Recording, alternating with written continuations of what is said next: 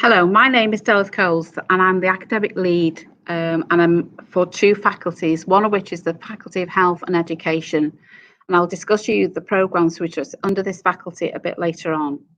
I'd like to extend a warm welcome to you, whether you're considering a specific degree with us or if you've never really considered degree study before and would like to find out more.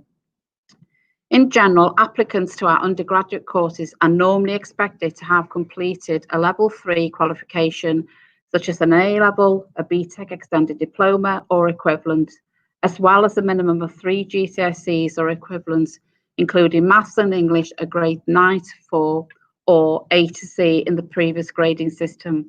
However, for applicants who do not meet the standard entry requirements, optional integrated foundation entry routes and access to higher education courses are available and usually require lower level academic qualifications. Obviously, relevant work life experience may also be taken into consideration on an individual basis, so don't be put off if you don't meet the stated criteria. Mature students, it's never too late to return to study, and we welcome applicants from mature students.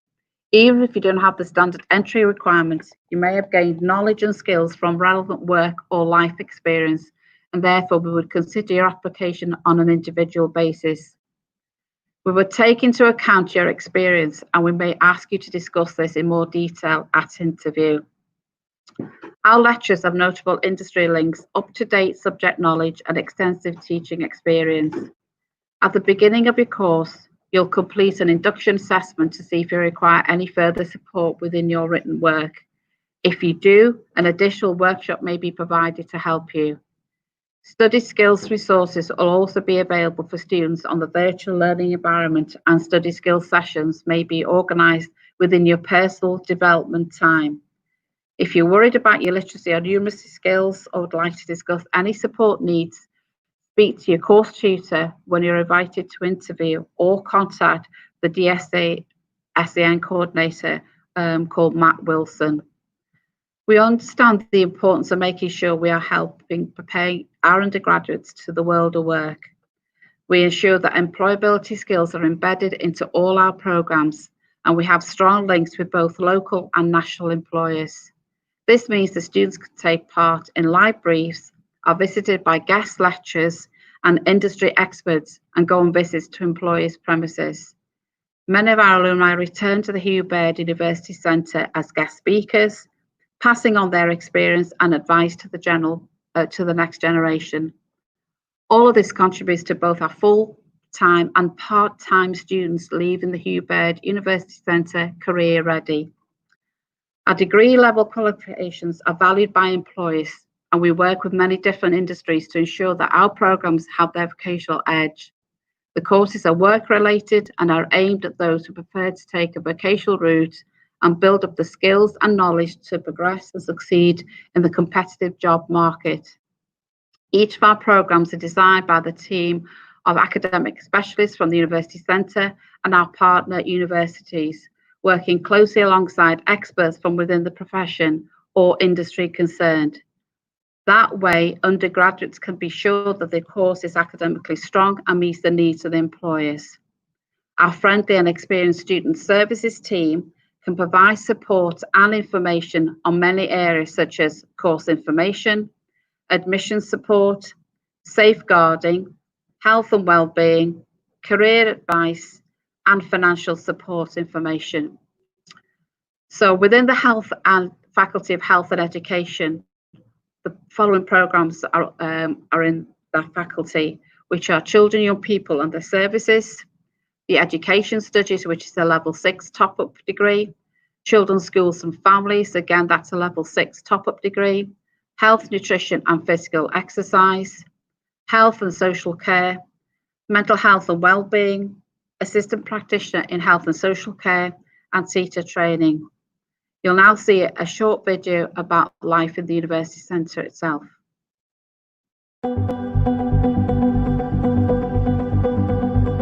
Well, I chose a course here at Hugh Baird because I really felt that on interview and talking to the tutors that it was a really supportive environment. My expectations at the university were, in all fairness, I didn't know what to expect. I went from college straight to uni, gone through the whole experience of new class, new people. I expected it to be a friendly environment, I expected to get along with everyone. But it was good just getting to know people, getting to know new people. The teachers were never very nice. It just seemed like you'd known them forever. Honestly, I was unsure of what to do with my life with the course that I'm doing. Not only that I enjoy it, but it'll help me towards getting that job, whatever it might be that I'm applying for. The goal for our students is to graduate with a good qualification that's embedded employability. Formula for success at uni. Responsibility, commitment and motivation. The student community is really positive and the atmosphere is really good, like it's dead friendly. Good effective tutor is one that really listens. Allows you to be yourself, allows you to take risk. But really inspires you to want to do better and actually see the end result. And just allows you to go mad, go crazy with your ideas. Uni meant to me that you were educated to a level that you were taken seriously in your profession. Courses that we're studying, they're very informative, they're very in-depth. Give us a broad range of knowledge on the subjects that we want to go into, and the tutors are very supportive of the paths that we want to pick as well. Liverpool is absolutely amazing to live in. Not only have you got the city atmosphere going for you, you've got the nightlife as well, which is, I suppose, key to being a student. Advice for students: if you want it, go for it. You are going to be learning all of your life, so to get a university qualification will allow you to go anywhere in the world and go and work.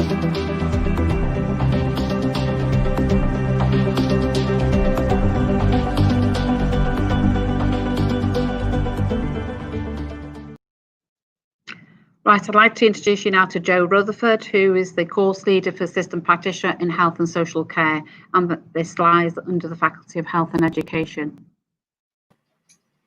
Thanks, Deli. So, welcome everybody. The Assistant Practitioner course is aimed at those of you who are working in the health and social care sector at a Band 2 or 3 healthcare support worker, and you are looking to extend your knowledge and skills and progress in your career. Assistant practitioners have been in practice and around since 2002 and are a really highly valued and skilled role which complements the work of registered health professionals. And the role of the assistant practitioner is cross-disciplinary. Rather than nursing specific, and assistant practitioners work in a wide variety of settings such as social care, mental health, critical care, and particularly therapy teams. The assistant practitioner course at Hugh Baird will give you the underpinning knowledge for the skills you already have and give you the ability to work towards new skills and competencies so that you're able to extend your role. For example, you may already carry out catheter care, take blood pressures and observations, but do you truly understand why you do these tasks? And by studying anatomy and physiology modules in Year 1 and Year 2, you'll gain this underpinning knowledge and improve your patient care. You'll also look at your professional practice, developing your confidence, your teamwork and leadership skills, which are essential in today's NHS, and examine current local and national legislation relating to your clinical practice. The Assistant Practitioner course at Hugh Baird is a 2-year foundation degree, and you'll combine work-based learning with taught sessions and guided independent study. And the team will visit you in the workplace and liaise very closely with your manager and yourselves to identify specific learning opportunities. And the really wonderful aspect of this course is that you can start linking theory to practice, to your clinical practice each week, and we'll encourage you to reflect on your patients and clients that you see and look at how your knowledge related to their care improves over the period of the course. The modules that you'll take will include anatomy and physiology and professional practice. You'll also have 2 work-based learning modules where you put together a portfolio of your competencies and skills, and there'll be 2 negotiated learning modules over the 2 years where you have the opportunity to explore a topic that you are interested in more depth. The specific entry requirements for this course are that you need to be working in a health and social care sector for at least 30 hours a week, and you will definitely need the support of your manager, who will guide you along, working with ourselves to make sure that there are plenty of opportunities for new learning in the workplace. We ask for a level 3 qualification in a relevant area, and maths at grade C and above, or level 2 functional skills. On successful completion of this course, you'll have the opportunity to apply for the 1-year top-up course at the University of Cumbria to gain a full honours degree. So if you are interested in the Assistant Practitioner course and would like more details, please feel free to contact me. My email is on screen now. It's jo.rutherford@hughbaird.ac.uk.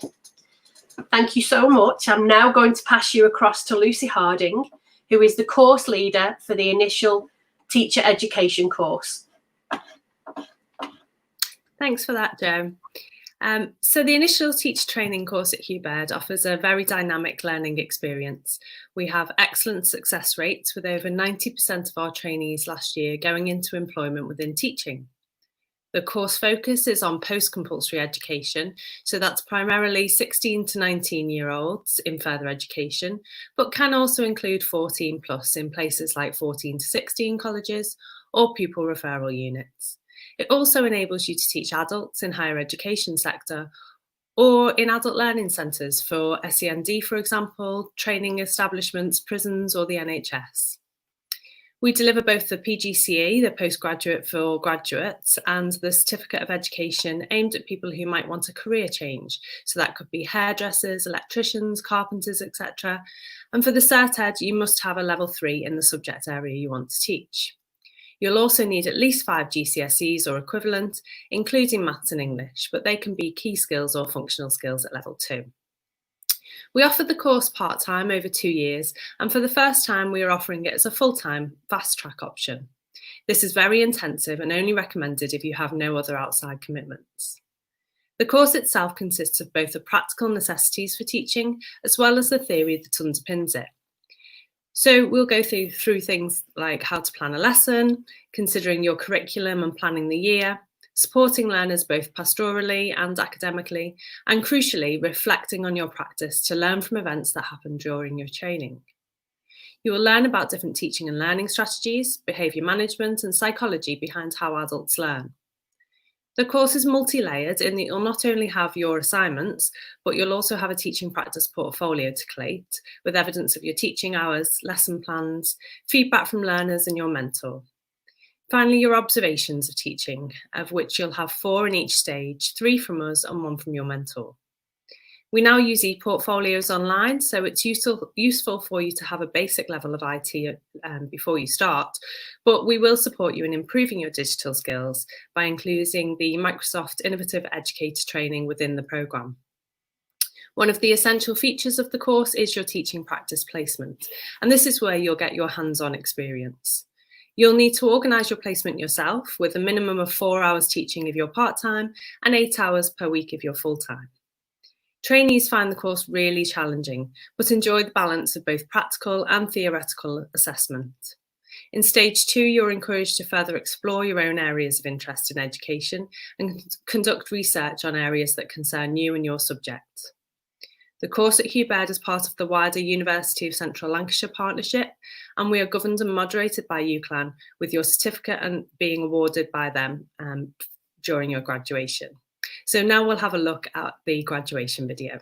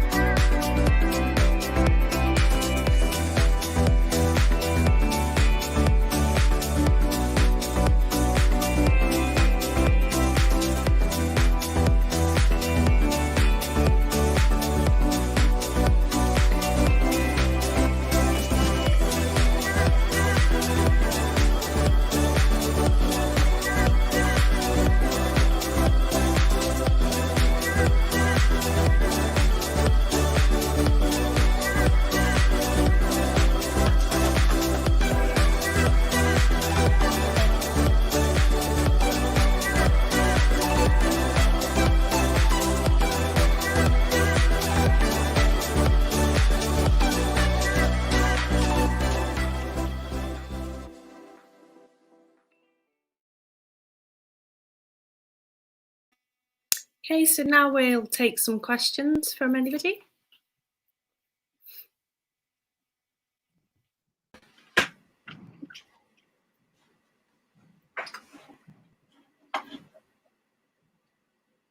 I think I want to be a student again now. That graduation looks great. It was really inspiring. Yeah, it's a good day, yeah.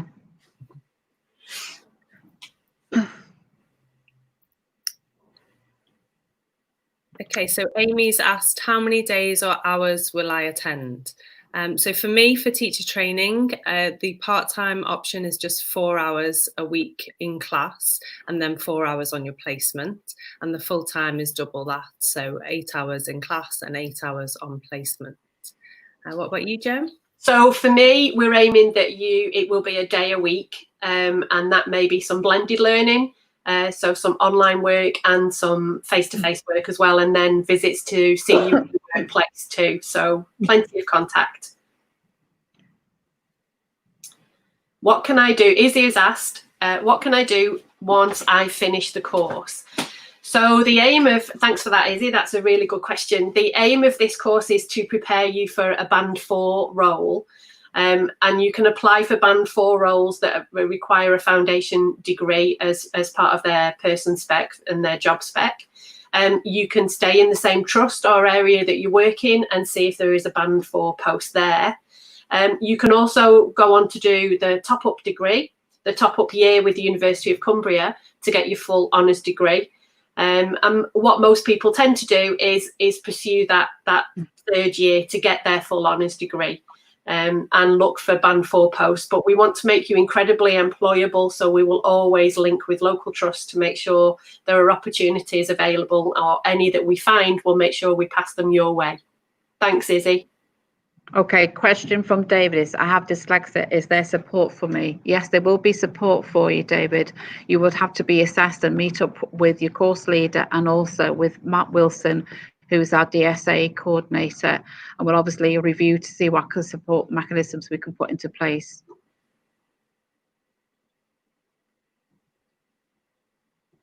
So a question for me, Rob asks, do I have to get my own placement and is there support to find one?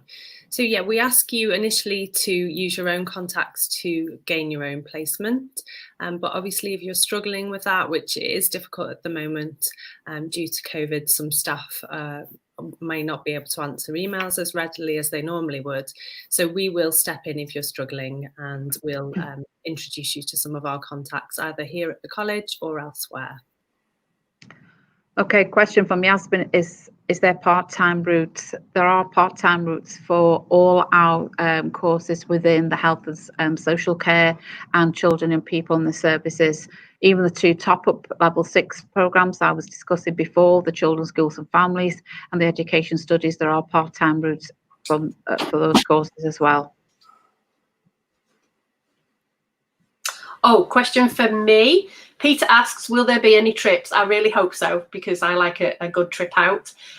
We would really encourage you to look at the wider aspect of the NHS and health and social care. So anything that becomes available that would be useful, and obviously at the moment things are a little bit on hold, but there are exhibitions such as NAIDEX, which is a fantastic exhibition that's usually held once a year in Birmingham, looking at all aspects of health and social care and disability. So we would encourage, all of us to go on a trip out to that. I know that we've done trips to Body World as well, and that works really, really well for anatomy and physiology. So if I find something that's worth going on a trip, then I will be the first in the queue to go on a trip, and also to get really fantastic speakers to come in so that you get this whole idea of that patient journey of, where do your patients come from, where do they go to, and look at other therapists that may be involved and other health professionals. Okay, so I've got a question from Jazz who asks where our alumni have gone on to teach. We have a really vast alumni, hundreds and hundreds of trainees have gone through the college, and a lot of them stay at Hugh Baird. So what tends to happen is when they get a placement, because they're so good, they get snapped up quite quickly by their placement. So a lot of our trainees transfer from being volunteers on their placement to then being in paid employment, which is brilliant. But we also have lots of our trainees that that go beyond. So we've got people at Everton Free School, for example, lots of SEND schools in Liverpool, secondary schools as well in lots of different roles, and universities as well. So it really is very broad. Okay, question from Catherine. What's happening in September? When will we start? It's anticipated that the new academic year will start the week of the 7th of September. That's when we will ask all first year students to come in, and then the second years will start the week after. We are going through, obviously, the different changes within social distancing, and we are taking advice from all the government guidelines. So we are very behind the scenes, working very hard to try and establish those guidelines that are in place well before we start in September. Okay, so thank you for joining us today. Don't forget, the applications for September are still open, and you can apply online via our website. If you have any questions or queries, please get in touch with us via our website or social media. Stay safe, and we hope to see you soon. Bye. Bye.